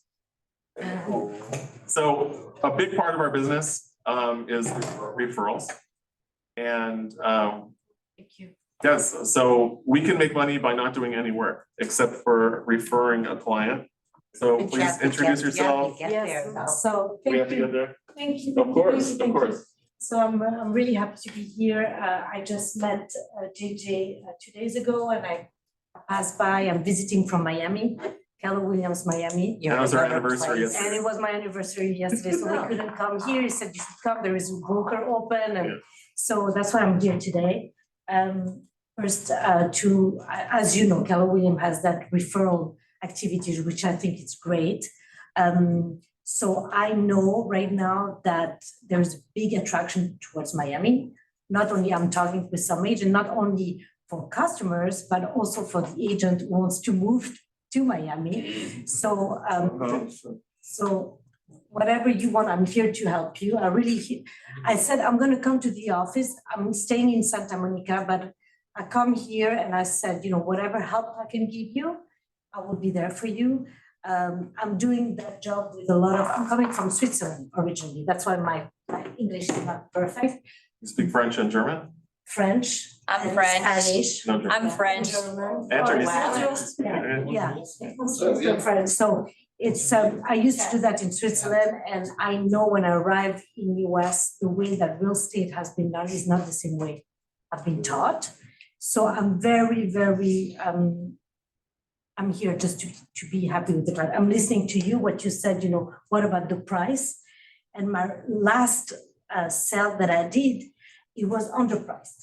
And that was the decision of the seller. Smart selling. And you know what? Since I did that, everybody calling me now said, well, how did you do that? And I said, why did you put that price so low? I said, that's what the seller wants. Yeah. So I think he's right when he said, JJ, don't come with any price, just I'm be there for my Come to client. I listen. want everybody to be happy, right? Did you get multiple offers? Yes. Yes, of course. Yes, and then when you get multiple offer, I said the seller said, I said, you wanna get out? And just raise the price, because I thought maybe, we got 31 offer. Wow. And I said, you wanna get out and raise the price? I thought the idea would be interesting, and she said, you know what, I'm just happy with that. Did anyone go over asking? Yes. Yeah, that's. Of course. 31 offers. And there was really good offers, actually. There was even cash, but she didn't take the cash. She didn't want the cash. Why? Because she said, I prefer, the cash offer was lower. Oh, And she said, and the down payment was higher, interestingly. So can you interesting. give us your contact information? Yes. For Miami? So, So anyone who has a client that's moving to I'm Miami, in Florida today, getting slammed. I mean, think about this, guys. You have someone moving to Florida, all you have to do is refer that person, and you're gonna get paid at closing, just for making a simple referral. Mhm. Yeah, please put your name, your phone Thank you. number. I mean, Like for bold. So what is like a referral on a? how much are you paying for Yeah, referral? what are you paying for I'm referrals? going to give you a price. No, how It's something percentage? but the percentage depend, I mean. It's on the it's price. 20 to 30, right? Right. But honestly, it's like finding an agreement. I'm pretty flexible because I want both parties to be happy. If you have a client that, you know, a customer that you say, Millie, you know, this is someone, you know, I'm gonna take care of it. So like on a $3 million whatever. What, Well, you know, it goes to 20 to 30%, honestly. That's what I'm charging, and I want you to be happy. If you said, Millie, you know, it's a 3 million and you're happy with 25, let's do 25. I'm not gonna tell you, no, we do 20, and we have I'm open to negotiation, let's say. This is life, I right? like that. I want everybody to be happy, I so. like that. So, you know what? That's a very smart answer because you need to know what you're getting yourself into. But 20 to 30%. A percent of the gross commission. Ah, Oh, Because okay, that's a very good answer, because as an agent, you never know what you're getting yourself into. interesting, You need to okay. talk to the client, you need to find out, maybe they're turning into a lease. Right? Maybe they're not really a buyer, you know, so it's a good answer, because you need to qualify the client, you need to really see how much work is involved, is this gonna be, they're coming in, they're buying, or they're coming in and buying maybe a year later, like, it's a good answer. Be a nice chat. thank you. Thank for your you, time, thank and- you. And any one of you wants to move to Miami, I can help you. There you go, yeah, there you go, thank you. Love Florida, he's the governor. Thank you. You're avoiding the weather. Can I get a house for? Okay, so I think, Avoiding I the think we weather. should do, what I said? I think we should do one more song. Does anyone else have an address they want to post? We should do one more comp. Anyone throw out an address? 17113 Okay. Denker, Denker Avenue, Denker, Avenue, okay. Gardena, Gardena, I love it. Okay. 90247. 90247. Hmm. All right, let's check it out. Okay, so the first thing I'm gonna do is search public records, MLS Realty X. First step always. So I'm going to go to 17113. Yeah. By myself. Denker Avenue, Gardena. Okay, search. Can you do a condo Yeah, instead yeah, of? we'll do it right after. We'll do it right after. Okay. Okay, so here's the property on Denker. The first thing I'm gonna do is write down the APN number, so it's 6106. I'm looking right here. -012-016. Okay, 3-bed, 3-bath. It was just recently sold. Look at that. June 21st, 2023. It's 1,838 feet. 6684, built in 1980.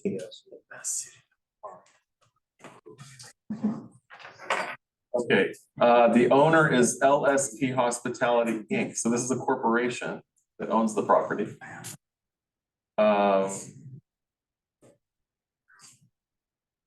It is 3-bedroom, 3-bathroom. Okay. All right, last market sale, it was recorded July 5th, 2023. That was, so just to, real quick, there's a 90-day rule that a buyer cannot get a loan 90 days until after something is closed 90 days previously. So if somebody buys a property today and puts it on the market tomorrow, they can't close, they'd have to wait 90 days to close. There's a 90-day rule. Sean, is Sean here? No. There's a 90-day rule, so for getting a loan, okay? Just throwing that out there. Okay, so let's look at the history on this property. So it's currently owned by LSP Hospitality. They bought it from Bear Flag Homes for $825. Bear Flag bought it for $775. Also this year, this recorded 2 days apart from each other. And then they bought it from Cindy and Glenn. What I'm seeing here is Bear Flag Homes put this property under contract for $775. and flipped it to LSP Hospitality and made $50,000 in 2 days. Wow. So You can do that without even using your own money. there was no loan, here, there was a loan given for 660 that was recorded on 7/5. So 7/5 was the latest recording date. So LSP Hospitality put a $660,000 loan on that 8/25. They violated the 90-day rule. So this is a hard money loan. It's not being sold on the secondary market. It doesn't meet Fannie Freddie criteria to be sold. This is a hard money, private money lender. Because it's obviously, it was funded within 90 days, so, right, less than 90 days. So, interesting, so this is the information I'm getting. So LSP Hospitality, could be a builder, I don't know, they could have bought a fixer that they're now gonna put money into, so let's call it, let's see what it's worth. So they paid 8.25. And they owe 660. All right, let's check it out. So 17113 South Dayton. All right, so now I'm gonna go to search CMA. Create new CMA. Enter a name, 17113 South. Enter.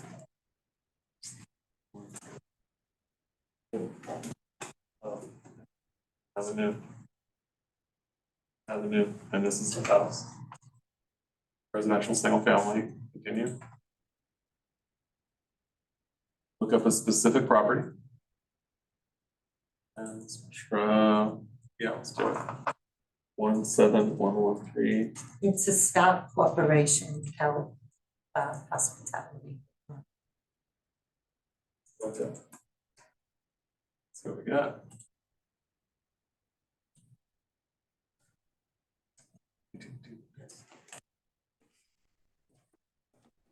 No match found. Let's try the APN. 6106. 012. 016. APN must be the only criteria. Okay. I don't know which was the last one here. Doesn't really matter. So I want to use the most recent one. Oh, you do? Not the public records one? Yeah, I probably want to use the most recent one just because of the most recent information. Do you know which of these MLS numbers is the most recent sale? Oh, The PW or the TR? Doesn't really matter. I don't. That's fine. I'll select that. It was a for sale by owner gentleman, the one Okay, that's fine. in subject. So find comparables. I'm now going to do the map search. Let's do the map search and hopefully the APN number will pop up. 6106-012-016. Okay, yes, okay, that's what's supposed to happen. All right, so looking at that, Aerial. I'm going to change to aerial, yes. Okay, now I see we have a house here. Very good. I am not gonna cross Artesia Boulevard, obviously. If you look at this area, it seems to be darker than what's north. Can you see that? Yeah. This is a nice little area right here. I'm just gonna draw a polygon right around this area. Oh, It's pretty nice. I'm actually, I'm gonna select this, but.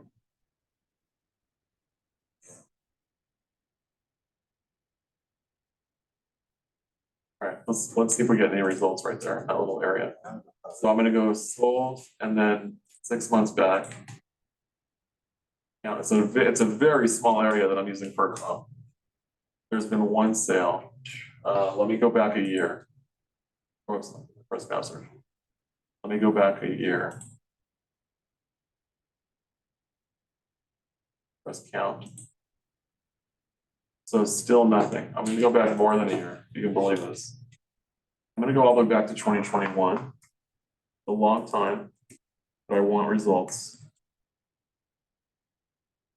No. Okay, it gave me a few, so I'm just gonna press this CMA button and see what we get. Okay, so I see here, the bottom one is the July 3rd sale. There's something here, August 19th. Status date of August 19th for 9/25. Is that us? Yes. We didn't see this sale on our public records, did we? Oh, it's for sale. Yes, It's actually active right now. So that's the one, when I was talking to you, it was for sale by owner. Okay, It listed with a MLS listing only. got it. Oh, that Yeah, was that- the Got it. conversation. Okay, so yeah, let's look at that real quick. And it says, there is a description. Caller text that number for all questions or offers, MLS entry only. Homecoin.com. Inform support of accepted offer and closing. Okay, so this is unusual. They're offering 2% as commission. Buyers, yeah. 2% buyer's commission. So if this is unusual to see something like this, that it's just listed in the MLS, this broker is taking no responsibility for anything. That's not good. It's strange, it's strange. So, and this number is, this person could be the owner of the corporation, I don't know. Typically between, So what is it worth? They're asking 9.25. Let's look at this highest sale. So the highest sale I have here was 790, which is from June 2022. So 1 year ago, 3-bedroom, 2-bath, 1,155. Now, this is an 1,800-foot house. So I have the same address here. It sold for 775 just last month. So when I see something that sold last month for 775 and now they're asking 9.25, I need to see the pictures of how it looked last month. I want to see the improvements they made. So unfortunately, there's only one picture, but you can see this was a real picture, right? Look at that. Oh, Yeah, that's how it looked when they bought it. And this is how it looks now. So they had their team come in and. Photoshop. Hey, Photoshop. That's interesting that it has carpet floors. It's a lot dirtier than actual. Why does it have carpet floor and they're asking something? Yeah. Okay, I would have oh, expected small. for the difference in price that they're asking, everything to have been redone. Yeah. I would have expected that. So they're saying that it's worth more than they paid for it. Without doing anything except painting the exterior. And it's stucco. These- So why do they think it's worth 9.25? Where is this? So now we have some questions here. Why are they asking 9.25? Why did they think that they could get that? Do they So have a big backyard? it has a big yard. It's a 6,600-foot lot. But now I'm very curious. Okay, now I'm gonna go back to my map search and say, okay, what's going on here? I might have to expand my search now because I'm not seeing what they're seeing. Now I'm going to actually expand out my search. So I did a little bit more north when I did CMA. There was a property that sold in May, for 930 Okay, with 1,300 square feet. so look what I'm doing now. I'm Yeah, now something like- expanding my search criteria. But something's up here, right? And my search area was maybe just too small. So I'm actually just gonna. That's up here. That's up. All right, now I've expanded my search criteria. I'm gonna go back to my date and now I'm only gonna go back 12 months. And press count. Okay, now I have a few more sales. And I see there's been a sale for 930. Let's look at the pictures on this one that sold for 930. Now, this is an 1,800-foot property. Here's a 1,900-foot property that sold for 824. Let's just look at the pictures on that. This sold for 8.25. Single story. Okay, so here's a single story that sold for 8. Renovated. So they're saying my two-story is worth more than that single story. But it doesn't have central air to even ask for, I don't know, money. Okay, let's see this property that sold for 930. This one sold for 930. Again, single story.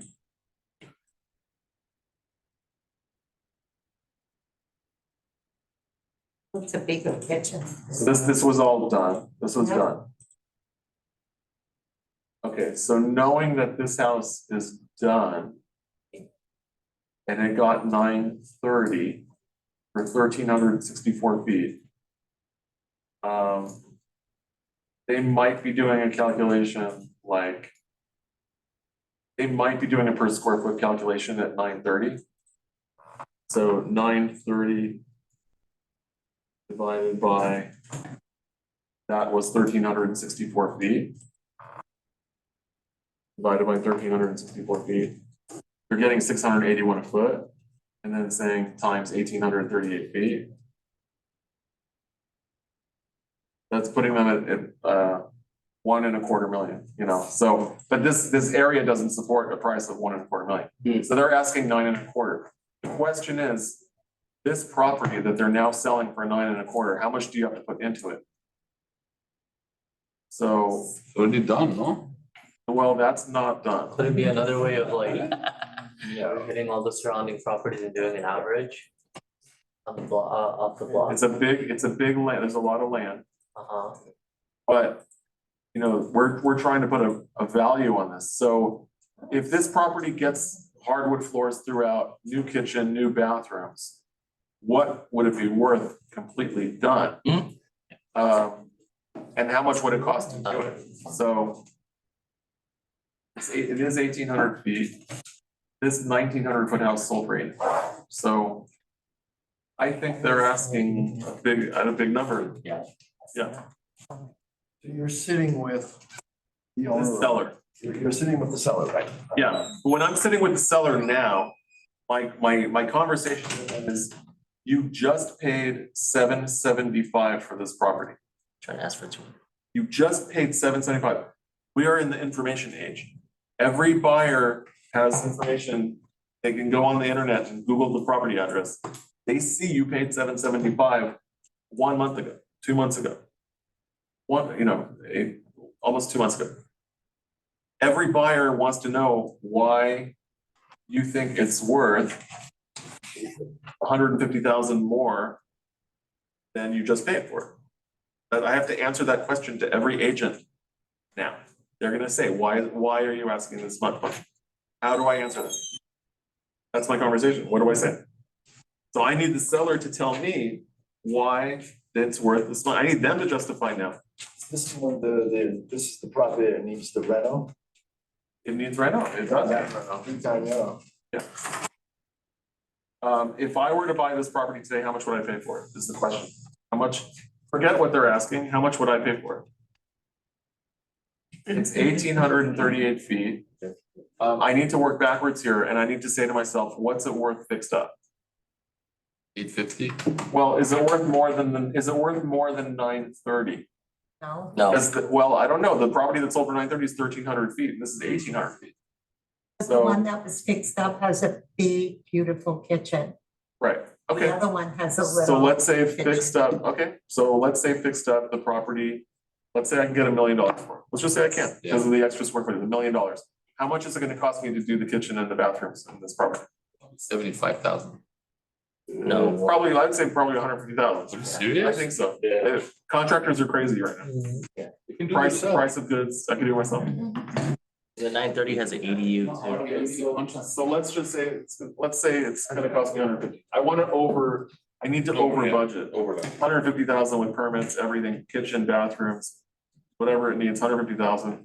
and I'm at 1 million, so now 850, I don't wanna pay more than 850. Yeah. They paid 775.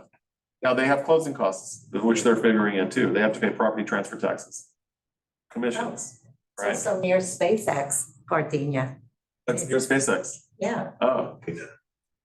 Yeah, so, it's a good area, family. so I think personally, the property is not even worth 850, because I need incentive to do that.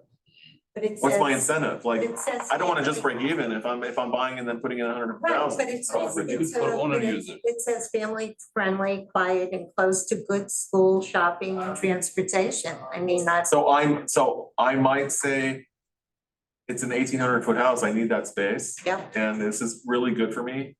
But this is a specific buyer that's willing to do the work. And, you know, they are gonna be the most expensive house on the block. that's Right. enough. They are gonna be the most expensive house on the block. The question is, what are they gonna get? You know, Owner user. They'll do it. yeah, so. I think that, I don't think that they're gonna, we need to stay tuned and see what they get. Yeah. My guess is they're probably gonna get. In the, Sevens, No. I think, well, in order for them to get out and not lose money, right? 850,000, they're offering 2% commission, Yeah, so let's just say it's a 4% commission total, I don't know. yeah. So I'm gonna add 1 for closing costs. 850,000, if they get 850. Or, yeah, well, actually, what they have It's up by owner, so it's a 2% for the buyer side only. for the buyer side only, 775. Okay, so they need to get, say, 3%. Right. So 775 is what they paid, Yeah. times 1.03. So they need to get 800 grand. To break even, yeah. So that's their, anything they get over 850, you can sell it. but they have carrying costs on their loan, don't forget, they took a loan of 660,000. So, you know, their carrying costs are probably like 5,000 a month on this property right now. With property taxes, so. It adds up, if they carry the property 5 months, 6 months, it's another 25,000-30,000. Hmm. Right. All right, let's do one last comp, we'll do a condo, yeah, 8787 Shoreham Drive. 87 Shoreham. There's like 11 properties for sale. Okay, so when we do a condo, we're staying in the building. We'll show you that one real quick. Okay, search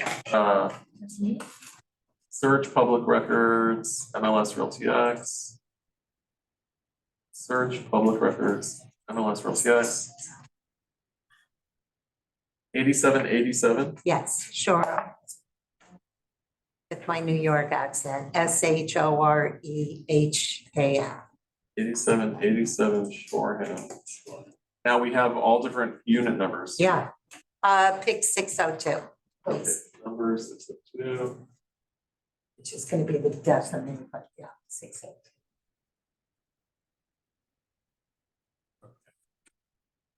So here we go, 8787 Shoreham Drive. Okay, so real quick, it says that it is a 1+2, 1 bed, 2 bath. Actually, that is incorrect. It's a 1 and a 1.5. Okay. I've been in it Yeah. and it's, Okay, so, I don't think this screen will show halves or quarters. I think this particular screen is just gonna round up, yeah. okay, Listed 8/25, so 5 days ago. no, so it's been on the market for 6 months. It was just relisted. 1,148 feet. Okay, so that's mostly what we care about is the floor number. Now, if we're dealing in a high rise. Class at 1, okay, no problem. If we're dealing in a high rise building, it's very important, the floor number, as you go up, it's gonna be worth more money, Right. right? Same thing in Miami, yeah, Same, but there is, higher, more money. yeah, but there is 103 or 102 and it's asking like $1,000,001 and, Okay, but. okay, that's- we're gonna look real quick. It's not even more. We're gonna look, okay, so, here we see the MLS history. So it was put on the market for lease for 65 and then taken off. Right, You because it was see, too low. it was listed in 2022 for 1.2. Mhm. It expired. Came It down. was listed in 2023 now for 1,049,000. Right, and they will take a million, but, you know. Yeah, I'm just showing you the information I get on public record. It's pretty awesome. Okay, last market sale in history, sale price, they bought it in 2014 for 6.25. No. And they bought it for 6.25. And hot in here. that was 2014. That's why I opened the door. Yeah, there's no air. There's, I asked her, she said the air's broken. Okay, so 417 loan, and then it looks like it got refinanced to 395. Right. Okay. May will be 5 minutes.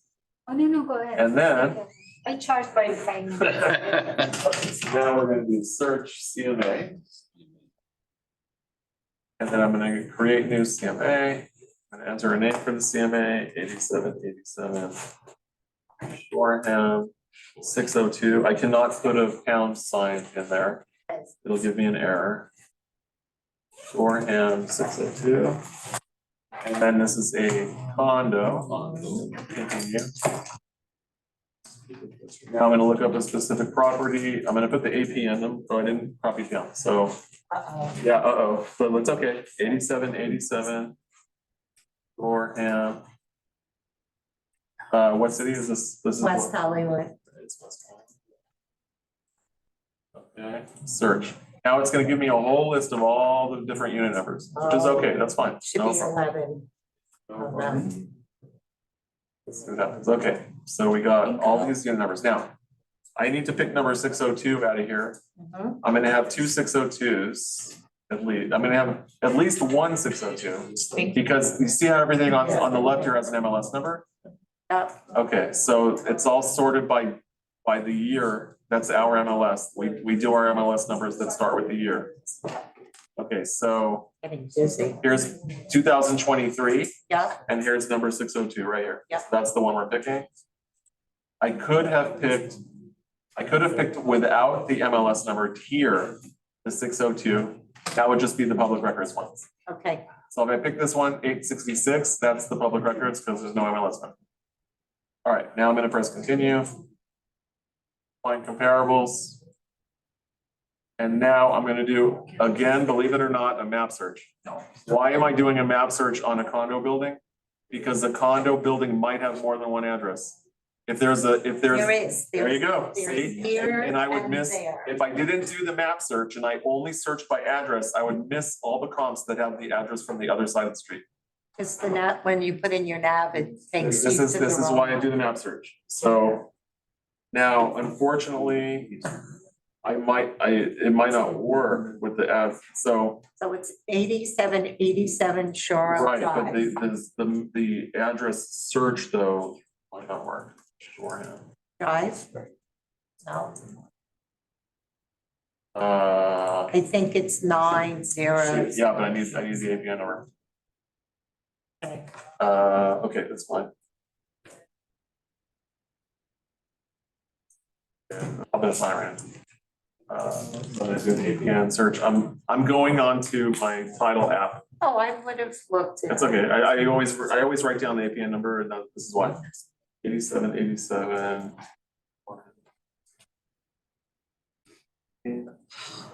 Run. 602.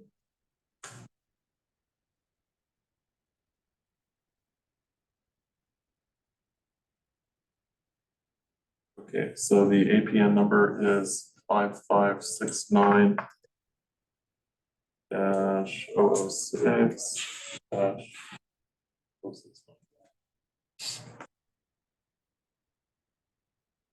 APN cannot be located. That is a problem. Oh, 5559.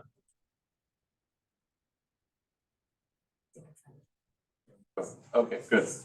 All right, so map search, I'm gonna switch to an aerial view. And I'm gonna zoom in on the property. It was easy. Okay. And now I'm. So that looks nothing like the building. It looks nothing like the building. This is the building, 8787 Shore. Yes, draw polygon. Boom. Boom. Boom. Boom. Plus that's what the roof looks All like. right, so now I'm gonna do sold in the past 6 months. Okay, count. I have 3 sales. Let's just press CMA. Let's see what happens. Okay, we are on the 6th floor. I have a 9th floor sale and an 11th floor sale and a 2nd floor sale. So the second floor was the one I was saying is asking Second floor, more. the second floor sold for $785. Yeah, And that, so what's really important in condo is square footage. right. So these are 822. This sold for $785. This one for 822 sold for $910 on the 11th floor, which is, it is very high up. Which is what they got asking on that one. Okay. 9th floor, just 3 floors higher. They got 690, but it's only half the square, less than half the square footage. Mhm. So.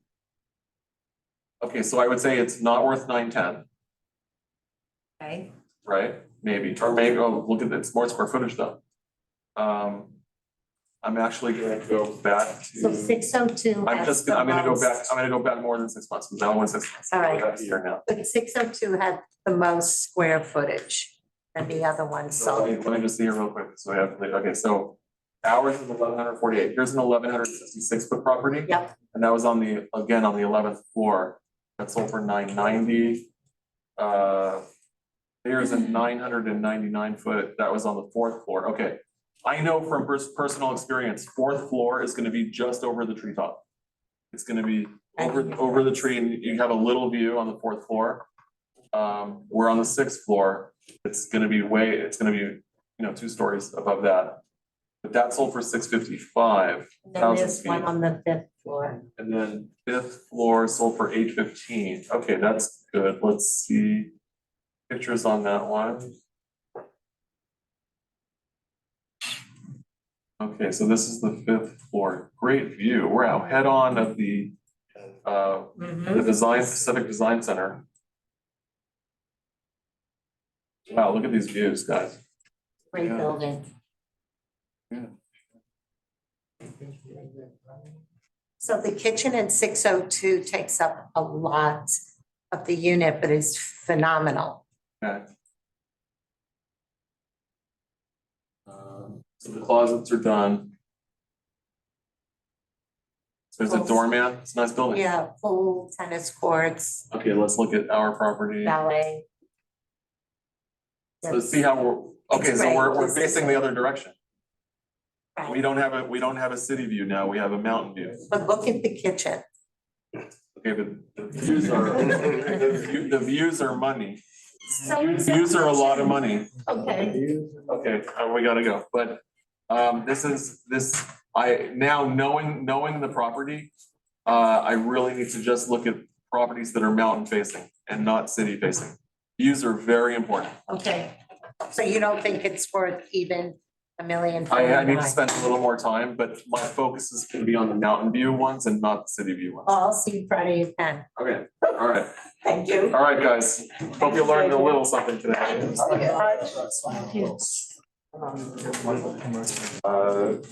Probably an hour or so.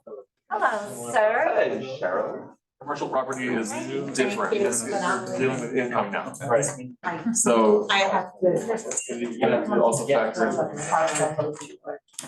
wanna talk to you one day sometime. So. Going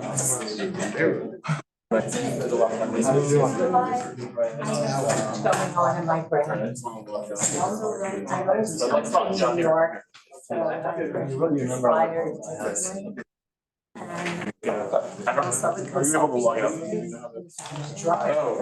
I usually think I call it 3 hours, 45. JJ would log it out over here? I'm not available. Oh, you did? That's where. Yeah. You know, my son. There's other stuff in it, but you know. Oh, yeah? All right, I'll try it. Yeah. Yeah, tomorrow. So I'm. So. 3 bucks, Thank hour. Thank you, guys. Thank you. Right. Yeah. Absolutely. Yeah, no problem. Enjoy your stay. When are you going back? Oh, be careful, that storm is slamming.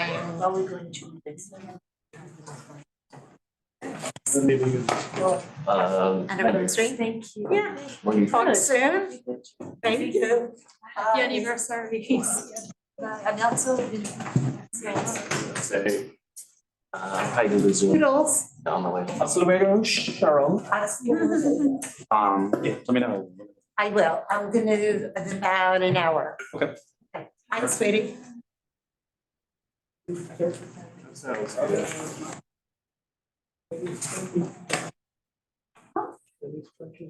Did we get something to eat, PJ?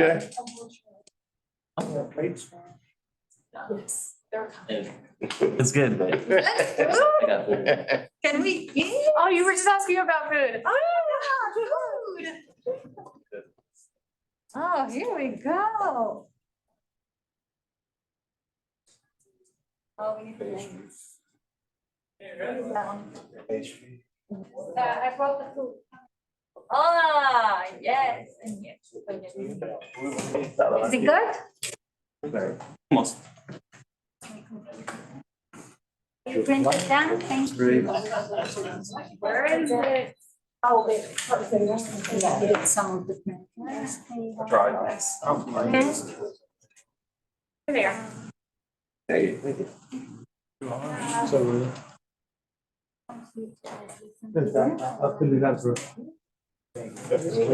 Yeah. Yeah, pretty sure I received. Let them listen to say. I'm just gonna sneak out a few things. Huh? Hi, JJ. I guess, so I took a walk to the town hall, I was gone one day. And then, I was speak yesterday, but I think. JJ. You don't talk to her anymore, so no worries, the town hall, I took a picture. Oh, okay. Good. I just want to make sure we have like the 4 hours, or whatever hours they want.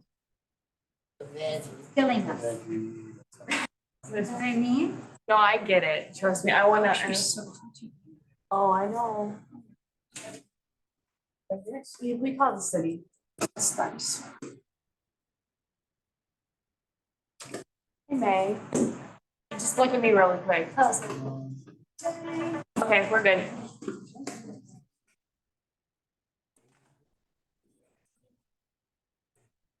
Hey, guys. Good night. What time you gonna talk?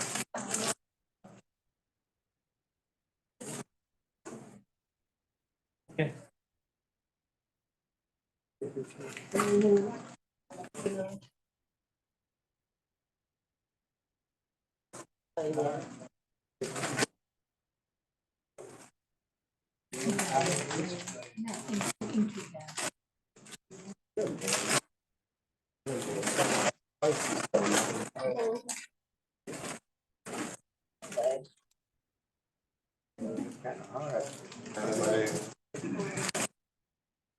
Yeah.